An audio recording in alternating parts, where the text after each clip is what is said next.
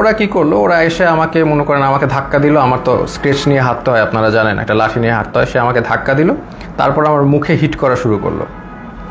তো হিট করা শুরু করলো আমাকে। 6টা হিটের পরে আমি আসলে মানে অজ্ঞান হয়ে যাচ্ছিলাম। তো অজ্ঞান হয়ে যাচ্ছিলাম, তারা আমাকে বলে না ডোন্ট এরকম করে আমাকে দাঁড় করাইলো। আবার 2-4 বার হিট করলো। তো তারপরে তারা আমাকে মানে বললো যে আপনি তো খুব খারাপ জায়গায় আসছেন, আপনার বাম পায়ে প্রবলেম, ওই ডান পাকে আমরা একদম ইয়ে করে আপনাকে পুরোপুরি লুলা বানাই দেবো। তো আসসালামু আলাইকুম। আমি আপনাদের সাথে কিছুক্ষণ লাইভ কথা বলতে এসেছি। আপনারা আমার জন্য অবশ্যই অনেক করেছেন। আপনারা আমাকে যখন ধরে নিয়ে যায় তখন আপনাদের অবদান অনেক ছিল, এটার জন্য আমি কৃতজ্ঞ অবশ্যই। আমি যেই কারণে আজকে লাইভ করতে আসলাম, যেখানে আপনারা সবাই যেহেতু স্টুডেন্টরা আন্দোলন করেছে আমার পক্ষে, যেটা আমাকে সাহায্য করেছে, আল্লাহ সুবহানাহু ওয়া তাআলা তো সবচেয়ে সাহায্য করেছে, তো অবশ্যই আলেম ওলামারা আমার ব্যাপারে ফেসবুকে অনেক কথা বলেছেন, তার জন্য আমি কৃতজ্ঞ। তো আমি আসলে সবার কাছে কৃতজ্ঞ। অনেক আইনজীবী আমার জন্য দাঁড়িয়েছে, তাদের কাছে আমি কৃতজ্ঞ। এমনকি কিছু পুলিশ আমার নিয়ে তারাও প্রতিবাদ করেছেন যে আমাকে কেন ধরা হলো। তো সব কিছু নিয়ে আমি সবার কাছে কৃতজ্ঞ। তাই এর বিনিময়ে আমি হয়তোবা কিছু দিতে পারবো না, হয়তোবা একটা গল্প দিতে পারবো। আমি আপনাদের কাছে একটা গল্প প্রেজেন্ট করতে এসেছি। এই গল্পটা আপনাকে শেয়ার করি, ইনফর্মালি কথা বলি, গল্পটা আপনাকে দেখাই, আপনাদের গল্পটা হয়তোবা ভালো লাগতে পারে, তাই এই গল্পটা আমি আপনাদেরকে বলতে চাই। প্রথম আপনারা অনেকেই প্রশ্ন করছেন, আমি একটা স্ট্যাটাস দিয়েছিলাম যে এই উম্মা কি এক না এই উম্মা বিভক্ত।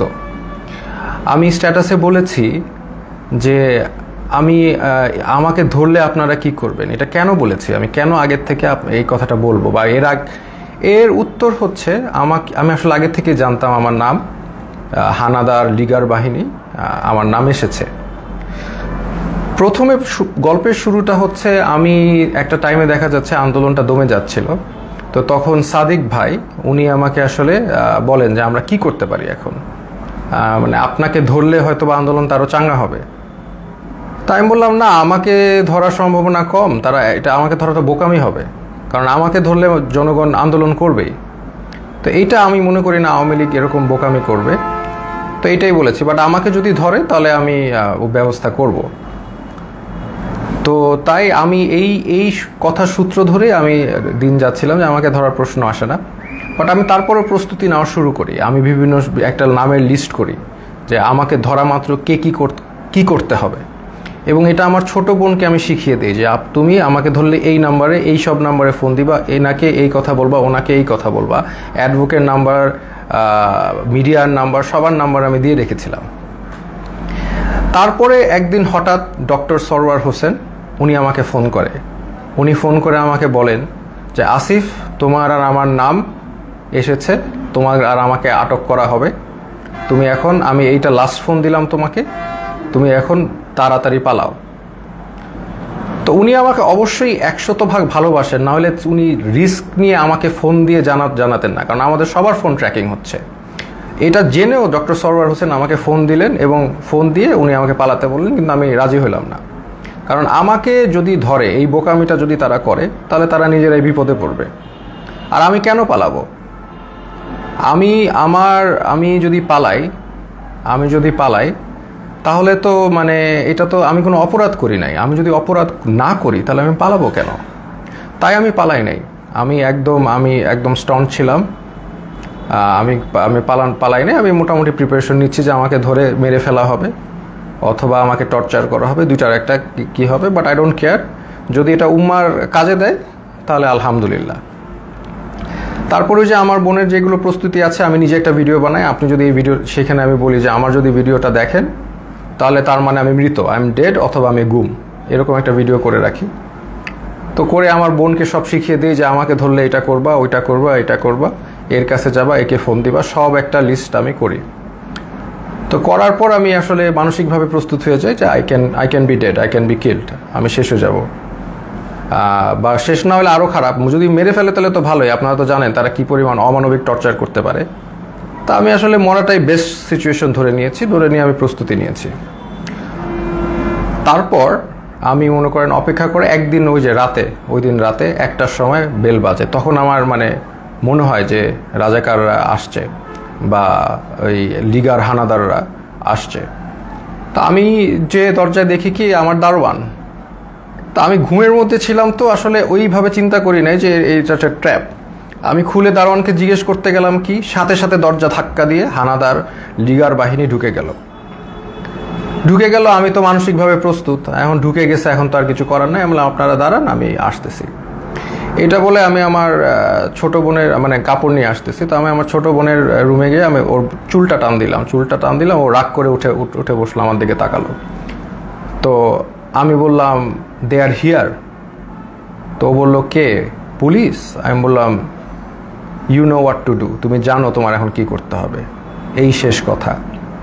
তারপর আমি একটা কাপড় নিয়ে আমি ওদের সাথে চলে গেলাম। ওরা আমার বাসার যে সিসি ক্যামেরা ওগুলো সব বন্ধ করে রেখেছে, কিন্তু লাকিলি একটা ক্যামেরা অন ছিল, ওরা বুঝে নাই সেটা, ওটাকে তারা ক্যাপচার হয়ে গেছে যে তারা এগুলো নিয়ে গেছে। প্রথম দিন রাতে তারা আরও কয়েকজনকে ধরার চেষ্টা করলো, পায়নি। আমাকে নিয়ে তার ডিবি অফিসে নিলেন। ওইখানে যে অবস্থা, মানে এটা ভয়ঙ্কর অবস্থা, মানে 100 জনের মতো লোক ছোট একটা স্পেসে, মানে কেউ বসলে কেউ শয়, কেউ শুইলে কেউ বসে, একসাথে সবাই শোয়ার স্পেস নাই। ওইখানে আরেকটা এশিয়ান ইউনিভার্সিটির একজন প্রফেসর ছিল, উনি মানে শোয়ারই চান্স পায়নি, উনি বসেই ছিলেন, কারণ স্পেস নাই, মানে এত একটা কনজাস্টেড এরিয়া। ফ্যান নাই, একটা রুমে কিছু এসি ঢুকে, আর বাকি সব রুমে হচ্ছে মানে একদম ফ্যান নাই, কিছু নাই, সব সময় লাইট থাকে, সব সময় সাউন্ড থাকে, আপনি ঘুমাতে পারবেন না। তো ওইখানে ঢুকে প্রথম দিন তো আমার খুব মানে অবস্থা ভালো না। আমার তেমনি আপনারা জানেন স্পাইনে প্রবলেম হওয়ার কারণে আমার এমনি সবসময় পেইনে থাকে, আমি নিউরোলজিক্যাল পেইনে থাকি। ফিজিওথেরাপি করলে কমে, আবার নাহলে বেড়ে যায়। সেই সিচুয়েশনে আমাকে এরকম একটা জায়গায় নিয়ে গেল যেখানে আমার কোনো বসার জায়গা নেই, সব পুরাটাই ফ্লোর, হার্ড ফ্লোর, তাও আবার মুভ করার তো কোনো স্কোপই নাই, শত মানুষ। তো এরকম জায়গায় প্রথম একদিন ছিলাম, ওই রাতে ছিলাম। তারপরের দিন ওরা আমাকে ডেকে নিয়ে গেল উপরে নিয়ে তারা আমাকে প্রশ্ন করলো যে আপনি ব্র্যাকে কয়জন শিবির আছে। আমি বললাম আমি তো শিবির করি না, আমি কীভাবে জানবো ব্র্যাকে শিবির কয়জন আছে বাকি। এরকম অনেক প্রশ্ন করলো বারবার। তারপর অ্যাট ওয়ান পয়েন্ট তাদের মধ্যে ওই হানাদার লিগার বাহিনীর একজন, উনি আর কি জিজ্ঞেস করলো, বলেন তো এই কোটা দিয়ে আপনি এত কথা বলেন, কোটার পদ্ধতি কি, বিসিএস এর সিলেকশন প্রসেসটা কি। তা আমি তো আসলে বলতে পারি নাই, কারণ হচ্ছে আমি মানে মেন্টালি তো ওই লেভেলেই নাই, তাই না, আমি একটা মানে ভয়ঙ্কর একটা অবস্থায় আছি, ওই লেভেলেই নাই। তো তারপরে ওরা কি করলো, ওরা এসে আমাকে মনে করেন আমাকে ধাক্কা দিল। আমার তো স্কেচ নিয়ে হাঁটতে হয়, আপনারা জানেন, একটা লাঠি নিয়ে হাঁটতে হয়। সে আমাকে ধাক্কা দিল, তারপর আমার মুখে হিট করা শুরু করলো। তো হিট করা শুরু করলো আমাকে, 6টা হিটের পরে আমি আসলে মানে অজ্ঞান হয়ে যাচ্ছিলাম। তারা আমাকে বলে না ডোন্ট এরকম করে আমাকে দাঁড় করাইলো, আবার 2-4 বার হিট করলো। তো তারপরে তারা আমাকে মানে বললো যে আপনি তো খুব খারাপ জায়গায় আসছেন, আপনার বাম পায়ে প্রবলেম, ওই ডান পাকে আমরা একদম করে আপনাকে পুরোপুরি লুলা বানাই দেবো। তো এরকম একটা কথা বললো, এবং আরেকজন লাঠি নিয়ে আসলো আমাকে মারবে। পরে ওরা লাঠি দিয়ে হিট করে নাই, না করে আমাকে ওই জায়গায় আবার সেই জায়গায় যেখানে রাখে সেখানে নিয়ে গেল। তো ওই জায়গায় আবার আমার থাকা শুরু হলো। মানে ওইখানে এমন একটা জায়গা, বললাম তো, কেউ যে এটা ফার্মের মুরগির মতো, ওইখানে কেউ মুভ করতে পারে না, কারণ এত মানুষ, এত শর্ট জায়গায় মুভ করার, কেউ হাঁটার কোনো সিস্টেম নাই। ওই যে আমি বললাম আপনাদের, কেউ শুলে কেউ বসে, কেউ বসলে কেউ শোয়, মানে আর সবসময় লাইট আর সাউন্ড কন্টিনিউয়াস, ঘুমানোর কোনো স্কোপ নাই। ওইখানে সবচেয়ে ভ্যালুয়েবল রিসোর্স হচ্ছে একটা বোতল, কারণ আমরা তো ফ্লোরের মধ্যে শোন, তো ওইখানে তো হার্ড ফ্লোর, ওইখানে কেউ যদি একটা বোতল পায় আলহামদুলিল্লাহ, মানে এটা মানে এক ভ্যালুয়েবল রিসোর্স। তো ওই বোতলটার উপরে তারা মানুষ মানে পেলে যে খুশি। তা আমাকে অনেকে চিনেছে, ওইখানে চেনার কারণে দেখা যাচ্ছে 2 দিনের মধ্যে আমি একটা বোতল ম্যানেজ করলাম মাথায় দিয়ে শোয়ার জন্য ফ্লোরে, এই একটা অবস্থা। তো আরেকটা বিষয় হচ্ছে ওইখানে 80 জনের একটা টয়লেট, আর আমার তো এমনি যেহেতু হাই কমোড ইউজ করতে হয়, বিকজ আমার মানে স্পাইনে প্রবলেম আছে। তো ওইখানে লো কমোড, তাও আবার 80 জনের জন্য একটা, 100 জনের জন্য একটা। তো এত লোকের একটা কমোড, তো বুঝতেই পারছেন কেউ ইউজ করতে পারে না ওইভাবে। সো আমি খাওয়া কমিয়ে দিলাম, because I have to go to the washroom, এটা তো যাওয়া যাবে না। আমি খুব কম খাওয়া শুরু করলাম যাতে টয়লেটে না যাওয়া লাগে। আর আরেকটা বিষয় হচ্ছে টয়লেটে ইউজ করে সাবানও তারা প্রোভাইড করে না কোনো রকম। সো এইরকম একটা কন্ডিশনে আমরা যাচ্ছি। আর এরপর থেকে আর কি আসলে জিনিসটা বুঝলাম যে বিষয়টা কি আসলে, বুঝার বিষয় ছিল, এখন আমি বুঝতে পারলাম। তো তারা প্রতিদিন ডাক দিবে, নাম কল করবে। ধরেন আপনার নাম হচ্ছে, ধরেন আমার নাম আসিফ মাহতাব, ধরে বলবে আসিফ মাহতাব, বাবার নাম শাহাবুর রহমান, এরকম বলবে, বলে নিয়ে যাবে, নিয়ে চোখ বাঁধবে, মুখ বাঁধবে, তারপর তাদেরকে ঝুলাবে, ঝুলায় টর্চার করতে থাকবে, বাড়ি দিতে থাকবে, বিভিন্নভাবে টর্চার, লাঠি দিয়ে পিটাবে, পায়ের তলায় পিটাবে, হাড়ের বিন্দে মারবে। মানে মানুষের শরীর নীল অবস্থায় তারা ফিরে যায়, নীল সারা শরীর মারতে মারতে রক্ত জমাট বেঁধে নীল অবস্থায় এক একজন লোক ফিরে জাস্ট। এবং তারা সাইকোলজিক্যালি একদম মানে অবভিয়াসলি নর্মাল না, কারণ তারা এখন নাম শুনলে, তাদের নামটা ডাক দিলে তারা ভরকায় ওঠে যে এখন মনে হয় তাদেরকে নিয়ে টর্চার করবে। তো এইরকম অবস্থা আমি দেখলাম বিষয়টা, যে এরকম চলছে। তো এখন এরকম চলছে, আমি তো বুঝলাম যে হয়তোবা আমার সাথেও এরকম করবে, তারা তো বলেই দিছে আমাকে পাটা ভেঙে দিবে। তো এরকম একটা করবে এবং সবার সাথেই করছে। স্পেশালি জামাতের যারা আছে তাদেরকে, মানে জামাত যেহেতু বলে ফেলছে একবার, তাদেরকে মানে অমানবিকভাবে টর্চার করছে জামাত। আর নূর ভাইয়ের সাথেও ওইখানে দেখা হলো, নূর ভাইরে বললাম কি অবস্থা, তো নূর বলল যে ভাই আমাকে তো অনেক মারছে, হাত দিয়ে দেখালো, হাত নীল হয়ে গেছে। তো এই হচ্ছে সিচুয়েশনটা। আর ওখানে তো মানে আর সবসময় তো লাইট, বাইরে যে একটা আলো, বাইরে যে বৃষ্টি পড়তেছে নাকি এটা আমরা গেস করা শুরু করলাম যে বাইরে আদৌ বৃষ্টি পড়ছে কিনা, কারণ মোটা ওয়াল, কোনো উইন্ডো নাই, কোনো বাইরের কোনো আলো বাতাস তো আমি জানি নাকি, ভিতরের মধ্যে থাকি আমরা বদ্ধ ঘরে, শুধু আলো আর এই যে কনস্ট্যান্ট সাউন্ড, মানে এই একটা অবস্থা। তো এরকম যাচ্ছে, এরকম একটা অবস্থা যাচ্ছে। তো এখন দেখলাম অনেকে ভেঙে পড়তেছে। তো আমি আর কি আমি আমার মতো করে ইন্সপিরেশন দেওয়ার চেষ্টা করলাম যে আপনারা এইভাবে টর্চার হচ্ছেন, আপনি কি মনে করেন না আল্লাহ আপনাকে এটার জন্য রিওয়ার্ড দিবেন? আজকে আপনারা তো জানেন নবী করিম সাল্লাল্লাহু আলাইহি সাল্লাম বলেছেন যে আপনি যদি এইভাবে নির্যাতিত হন, আপনার গুনাহ মাফ হচ্ছে, আপনাদের গুনাহ মাফ হচ্ছে। আপনার যদি গুনাহ এইখানে থাকার কারণে গুনাহ মাফ হয়ে জান্নাতুল ফেরদৌসে যেতে পারেন, এটা আপনার জন্য ভালো, নাকি এইখানে ভালো থাকলেন তারপর জাহান্নামে গেলেন, এটা ভালো? তো এইভাবে আমি সবাইকে একটু ইন্সপায়ার করার চেষ্টা করলাম, মোটিভেশন দেওয়ার চেষ্টা করলাম। আর আমার নিজের তো হেলথ কন্ডিশন ডিটোরিয়েট করতেছে প্রোগ্রেসিভলি, আর ওয়াশরুমের ইস্যুটা তো ছিলই। তো এইরকম একটা অবস্থায় সবাইকে মানে মোটিভেট করছি আমি। আর আমার নিজেরও তো ওই যে ফার্স্টের দিন যেভাবে আমার মুখে ফেসে হিট করেছে, এই পরে তো আমার একটা দিন জ্বরই ছিল, আমি শুয়েছিলাম। তো এই হচ্ছে আমাদের মানে সিচুয়েশন। আমি ওখানে একদিন শুয়েছিলাম, তারপরেও আমি সবাইকে মোটিভেশন দেওয়ার চেষ্টা করি। একটা ছেলে আসলো, সেই ছেলেটা কাঁদতে কাঁদতে, স্যার আমি তো কিচ্ছু করি না, আমি জাস্ট ইলেকট্রিক্যাল কাজ করি, আমাকে ধরে নিয়ে আসছে স্যার, আর ধরে নিয়ে আমাকে টর্চার করতেছে, কাঁদতে কাঁদতে শেষ। আমি বললাম কাঁদতেছো কেন, মানে তুমি পুরুষ মানুষ না, আর ইউ নট আ ম্যান, তুমি কাঁদবা কেন, টর্চার করলে করবে। বলে স্যার আমাকে স্বীকার করতে বলে, আমি খুন করেছি, এই করেছি, আমি তো করি নাই স্যার। বলে করবা না, স্বীকার করবা না, তোমার পাটা যদি কেটেও ফেলে তারপরেও তুমি স্বীকার করবা না, কেন করবা, যেটা সত্যি সেটা বলবা, তুমি করবা না স্বীকার, আমাকে মেরে ফেলবে।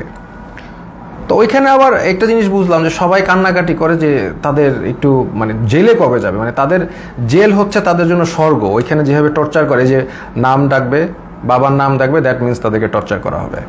তা এই জন্য তারা যদি জেলে যেতে পারে, এটার জন্য তারা দোয়া করে আল্লাহর কাছে, আল্লাহ আমাদের যাতে জেলে দেয়। তো এরকম অবস্থা।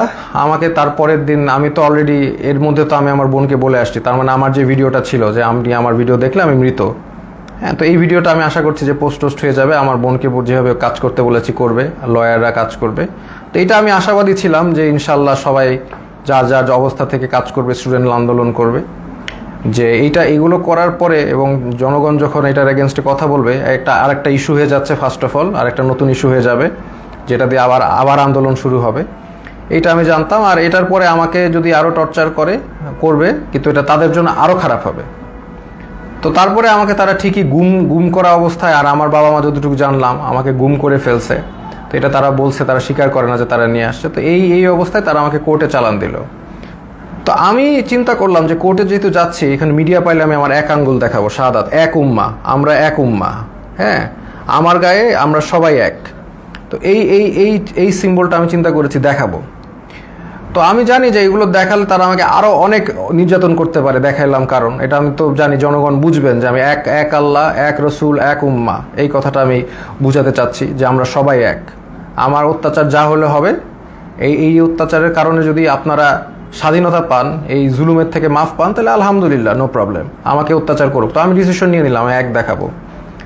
তা আমার সাথে ওই জগন্নাথের আরিফ ছেলেটা, খুবই সাহসী ছেলে, ও আমার সাথে কেসটা দিল, মামলা দিল, আমরাও গেলাম, আমি ওকেও বললাম যে আমি এক দেখাবো।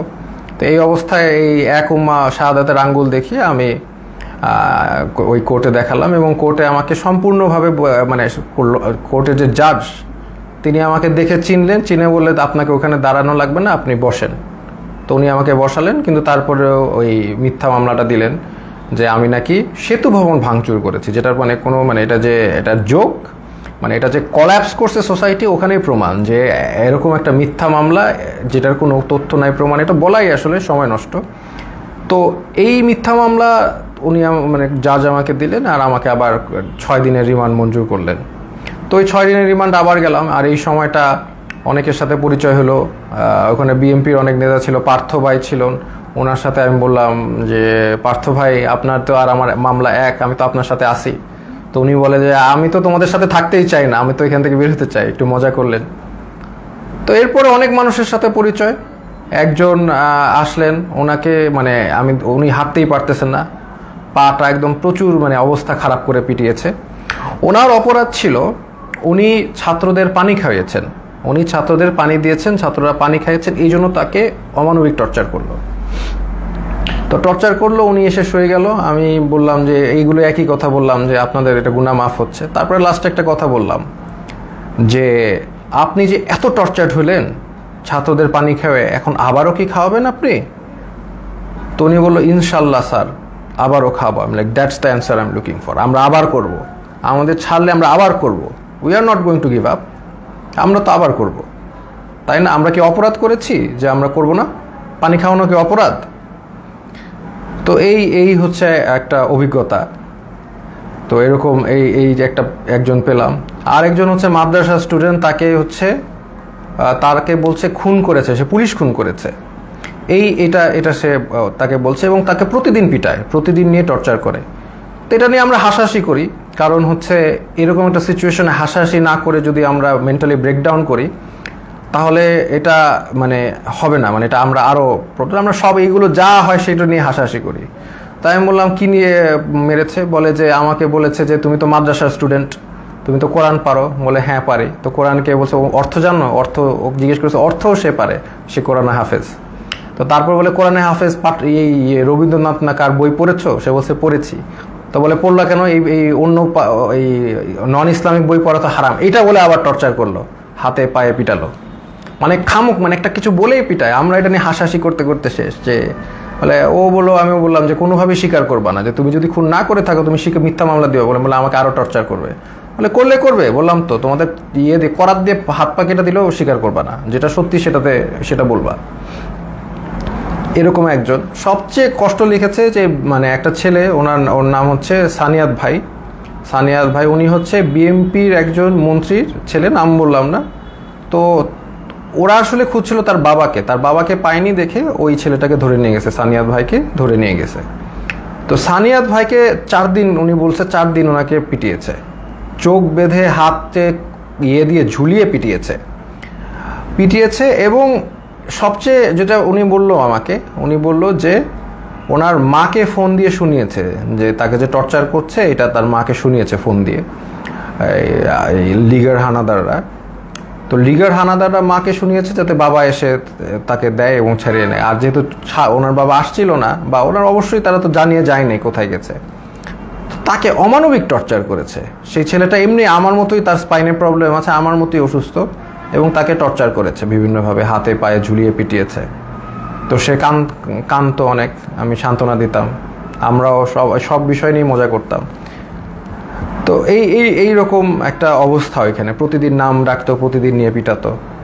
এমন রাত যে কোনো সময় ডাকতে পারে, সকাল 12টায় ডাকতে পারে, রাত 1টায়, এনি টাইম নাম আসতে পারে। নাম আসলে they will take you and torture you. তো আমাকে টর্চার ওই প্রথম দিন যে হিট করে যে আমাকে থ্রেট দিল, তারপরে আমাকে কোর্টে চালান দেওয়ার পরে আমাকে আর টর্চার করে নেই। বাট আমি বিভিন্ন সময় ইনফরমেশন পাচ্ছিলাম, যেমন একজন মানে আমাকে ধরে নিয়ে গেছে, একজন পিটিয়ে আনছে, সে আমাকে ইনফরমেশন দিল যে আমার ব্যাপারে বলেছে যে অনেক ডিবি নাকি বলছে যে এই লোকটাকে কেন ধরলো, এটা তো ঠিক হয় নাই। আবার আরেকজনকে ধরে পিটিয়ে এনেছে, সে বললো যে স্যার আপনার ব্যাপারে ডিবি কথা বলছিল যে আপনার ব্যাপারে 40 জন লয়ার দাঁড়িয়ে গেছে, এত সংখ্যক লয়ার তারা কখনো দেখে নাই, আপনি খুব ইন্টেলিজেন্ট মানুষ, এগুলো তারা বলছে। দেখা যাচ্ছে তাদের আমার প্রতি একটা রেসপেক্ট ছিল, ওই একদিন হিট করার পর তারা আমাকে হিট করে নাই, বাট দ্যাট ডাজন্ট ফরগিভ তারা অন্য যাদেরকে এইভাবে টর্চার করেছে। ফার্স্ট অফ অল, একটা পুলিশ একটা ডিটেইনিকে কখনো হিট করতে পারে না, that is a crime, that is criminal, they committed crime against humanity, তাই না? এটা ইন্টারন্যাশনাল আন্তর্জাতিক ট্রাইব্যুনালে তাদের বিচার হওয়া উচিত। তারা যেইভাবে মিথ্যা মামলা দিয়ে টর্চার করে মানুষকে, এটা তো কখনোই মানে ইটস নট অ্যাকসেপ্টেবল। তো এরকম দিন যায়, তখন হঠাৎ তাদের দেখলাম টোন একদম 180 চেঞ্জ হয়ে গেছে। তারা তখন মানে বিএমপি যারা লিডার আছে তাদেরকে একদম খাবার টাবার এনে দিচ্ছে, সবার সাথে ভালো বিহেভ, এরকম। তখন আমরা মোটামুটি আমরা বুঝতে পারলাম যে তারা আসলে বাইরে কিছু একটা হচ্ছে, সামথিং ইজ হ্যাপেনিং, কারণ আমরা তো কোনো ইনফরমেশন পাই না, সামথিং ইজ হ্যাপেনিং, আদারওয়াইজ তারা এরকম চেঞ্জ করবে না কেন? তারা ডেফিনেটলি তাদের বাইরে কিছু একটা হচ্ছে, এইটা নিয়ে তারা তাদের টোন চেঞ্জ করে ফেলেছে। এবং তারপর থেকে দেখা যাচ্ছে তারা সবার সাথে মোটামুটি ভালো বিহেভ এবং আস্তে আস্তে ছেড়ে দিচ্ছে। মাঝখানে কিছু স্টুডেন্টদের ধরে আনলো, ওই তারাও মানে অনেক কান্নাকাটি করে শেষ। এবং একটা ছেলে ছিল যাকে আমার মনে পড়ে, খুবই স্মার্ট ছেলে, আমিনুল। তো আমিনুল হচ্ছে 14 বছর বয়স, ধরে নিয়ে আসছে। এবং অন্য যেগুলো ছেলে ছিল তারা একদম ব্রেকডাউন করেছে মেন্টালি, বাট আমিনুল ছেলেটা ও হচ্ছে মোহাম্মদপুরে থাকে খুব সম্ভবত, খুব সাহসী, নারুটোর গেঞ্জি পরে হাইটে বেড়াচ্ছে, মানে ও হি ডাজেন্ট কেয়ার। এই ছেলেটা ডাজেন্ট কেয়ার যে ওর সাথে এখন কি টর্চার করা বা কোথায় আসে, ও লাইক মানে চলে আসে। আমাকে বলতে, স্যার আপনি কি ড্রাগন বল জি দেখেছেন? আমি বললাম হ্যাঁ ড্রাগন বল জি দেখছি। বলে আমি দেখতেছি, আমি ওই ডিমন স্লেয়ার দেখেছি, এই দেখেছি সেই দেখেছি। তো মানে একদম মানে হি ডাজেন্ট কেয়ার, সে দেশ স্বাধীন করতে নামছে, দেশ স্বাধীনই করবে। আমিনুল নামটা ছেলেটার, ওকে 14 বছর দেখে ওকেও ছেড়ে দিয়েছে। তো এইরকম আর কি ঘটনার বিষয়গুলো। তারপরে ওইটার পর থেকে আস্তে আস্তে অনেককে ছেড়ে দিয়েছে, বা অনেকে ছাড়েনি, অনেকে তারপরেও টর্চার করেছে। তো এরকম আমরা এই অবস্থায় আমরা অনেক দিন পার করার পরে তারপরে আমাকে একদিন ডাকলো, ওরা ডেকে হঠাৎ করে আমাকে দেখলাম যে বসালো, যে স্যার আপনি ভাই কি অবস্থা, আমরা তো জব করি, মানে যেই লোকটা আমাকে হিট করেছে এবং তারাই যেই টিমটা তারাই আমাকে ডেকে দেখি কি মানে জামাই আদর সোজা কথা করছে। তো তখন আমি বুঝতে পারতেছি না যে কি হচ্ছে। এখন হয়তো বা বুঝলাম যে সিচুয়েশন বাইরে পরিবর্তন হয়েছে, দেখি তারা আমাকে ভালোভাবে ট্রিট করছে। চা খাওয়ালো, বিস্কিট খাওয়ালো, ভালো বিস্কিট খাওয়ালো, মানে আপনি সোফায় বসেন, কমফোর্টেবলি বসেন, মানে এত রেসপেক্ট এরকম করছে। কেন আমি তো শিওর ছিলাম, আমি তো মনে করছি ট্র্যাপ। আমাকে খালি বলে যে এখন বাসা তো পুড়ে যাচ্ছে, এখন আমাদের কি করা উচিত, শেখ হাসিনার কি করা উচিত। এখন আপনারা তো অনেক টিচারও তো, আপনারা তো অনেকে ছাত্রদেরকে উস্কে দিয়েছেন, এই সেই, মানে আমাদের তো এখন আগুন ধরছে বাসায়, আমাদের তো আগুন নিভানো উচিত। মানে আমি যেটা বুঝলাম, উনি চাচ্ছিল যে আমি আসলে ছাত্রদেরকে ঠান্ডা করার জন্য কোনো বক্তব্য দেই। তা আমি এভাবে কোনোভাবে রাজি হই নাই, আমি তো হব না। তো আমি বললাম যে না, একটা প্রধানমন্ত্রী কি সিদ্ধান্ত নিবে, আমি তো আসলে প্রধানমন্ত্রীর জায়গা থেকে, মানে উনি আমাকে প্রশ্ন করছে প্রধানমন্ত্রী এখন কি করলে ভালো হবে, এটা আপনি তো বলেন। আমি বললাম না, আমি কীভাবে জানবো প্রধানমন্ত্রী কি করলে ভালো হবে, আমি তো একজন শিক্ষক, আমি তো প্রধানমন্ত্রীর কাজ তো আমি বলতে পারবো না। উনি ওনার জায়গা থেকে ওনার যেটা ভালো মনে হবে উনি সেটাই করবে, ওনার এক্সপিরিয়েন্স আছে, সেই আছে। বলে না, আপনি তো তাহলে ডিরেক্ট কথা বলছেন না, প্রবলেমেটিক কথা বলছেন, আপনার তো একটা ডিসিশন দিতে হবে। এটা একটা সিলি কথা না, আমার ডিসিশন কেন দিতে হবে, ওনার ডিসিশন আমি কেন দিব? তো এইগুলো তো অবশ্য তখন বলি নাই, সিচুয়েশন তো বুঝতেই পারতেছেন। তো এরপরে তারা আমাকে নিয়ে আসছে, তো নিয়ে এসে আবার ওখানে রেখে দিয়েছে। তারপরে আমাকে ওই আমাকে আবার কোর্টে নিয়ে গেল, এবং কোর্টে নিয়ে তারা আমাকে জেলে পাঠিয়ে দিল। তো জেল থেকে তারপরে আর কি 2-1 দিন ছিল, আর তখনই আমি জেল থেকে আসলে খবরটা পাই, যে আমি পাইনি, ওই আমার যে সানিয়াত ভাই উনি আমার সাথে ছিল, উনি বেসিক্যালি খবরটা পাই। দেখলাম উনি পড়ে কাঁদতে, মানে চোখ দিয়ে পানি পড়তেছে, কাঁদতেছে। তো উনি বললো কি হলো, তো ওখান থেকে বললো যে শেখ হাসিনা দেশ থেকে চলে গেছে। আমরা তো কেউ বিশ্বাস করি না, বললাম না, এটা কেন, এটা পসিবল না। তো তারপরে আরও রিলায়েবল সোর্সগুলো থেকে জানতে পারলাম যে শেখ হাসিনা ইনডিড দেশ থেকে পালিয়েছে, এবং গণভবন ঘেরাও, আলহামদুলিল্লাহ। এই হচ্ছে ঘটনা। তো এইটার পরে দেখা যাচ্ছে যে আমাদের জেলে সব ছেড়ে দিয়েছে, তখন একটা মানে সবাইকে ছেড়ে দিয়েছে যারা আছে পলিটিক্যাল নন পলিটিক্যাল প্রবলেম ছিল। তখন জেলের যারা মানে গার্ড তাদেরকে দেখা যাচ্ছে একদল মানে ক্রিমিনালরা ওদেরকে মেরে ওরা আবার দেয়াল ভেঙে পালানোর চেষ্টা করছিল। তো উপর থেকে অনেকবার তাদেরকে ওয়ার্ন করা হচ্ছে যে এটা করো না করো না করো না। লাস্ট পর্যায়ে একটা গুলি একজনের গায়ে লাগে, একজন কয়েদের গায়ে লাগে, উনি হয়তো বা মারা যান, আমি জানি না, আমি জানলা দিয়ে দেখছিলাম। তারপর এটা সিচুয়েশন ঠান্ডা হয়, হেলিকপ্টার দিয়ে আর্মি এসে সবাইকে আবার তাদের সেলে ঢুকায়।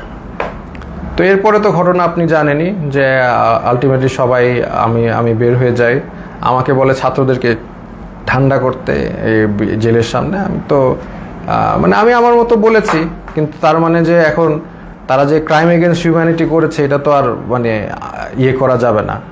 অমানবিক টর্চার কত প্রকার ও কী কী সেটা আপনি ওই ডিবির ওইখানে গেলেই বুঝবেন আর কি, এই আর কি। তো এনিওয়েজ এইটাই হচ্ছে আজকে আমার ছোট গল্প। আমি আসলে যদি জাস্ট আর 5টা দিন বা 3টা দিন আগে বের হতে পারতাম তাহলে আপনাদের সাথে যোগ দিতাম ইনশাল্লাহ। ফিল্ডে হাঁটতে পারি না, বাট আমি তাও যোগ দিতাম।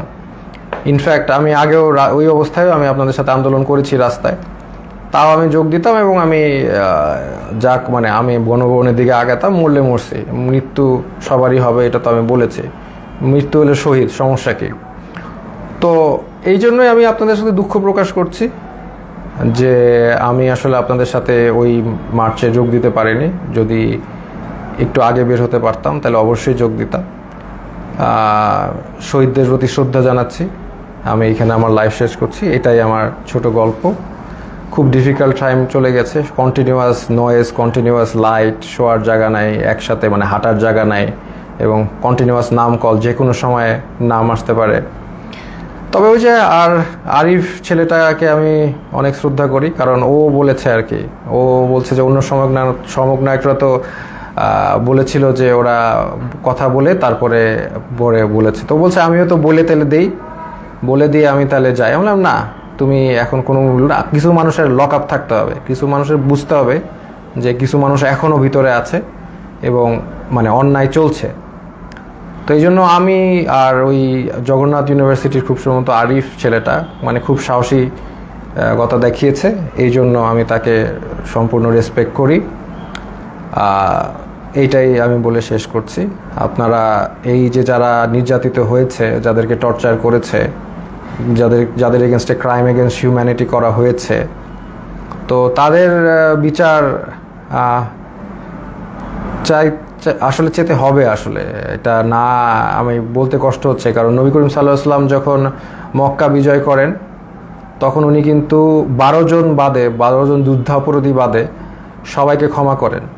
কিন্তু এইখানে যেগুলো হয়েছে these are crimes against humanity. এখানে আসলে মানে মাফ কীভাবে করা যায় আমি জানি না। বা যাই হোক, যতটুক পারে আমরা ক্ষমা করি। আমরা চাই না একটা মানে সব যে ভালো পুলিশ তার গায়ে হাত উঠুক। আমরা চাই না যে কোনো দোষ করে নাই তার উপর আক্রমণ হোক। কারণ আমি এরকম একজন এসেছে, একজন ডিবি অফিসে একজন আমার সাথে দেখা করেছে, ডিবি পুলিশ, যে বলেন স্যার আমার 2 ছেলে আছে, একজন বুয়েটে একজন মেডিকেলে, দুজনই আপনার জন্য অনেক দুঃখ করেন, দুজনে আপনাকে মনে করেন। আমি বললাম বলেন যে স্যার ভালো আছে, বলেন স্যার ভালো আছে। তার মানে যে সব পুলিশ যে মানে বেঈমান, সব পুলিশ যে ওই লিগার তা কিন্তু না, কিন্তু এটা আমাদের বুঝতে হবে। তো আমরা ফরগিভ করার চেষ্টা করি, আর যারা একদম এরকম ক্রাইম এগেনস্ট হিউম্যানিটি করেছে তাদেরকে আমরা ইনশাল্লাহ বিচারের আওতায় আনবো। আসসালামু আলাইকুম ওয়া রাহমাতুল্লাহি ওয়া বারাকাতুহু।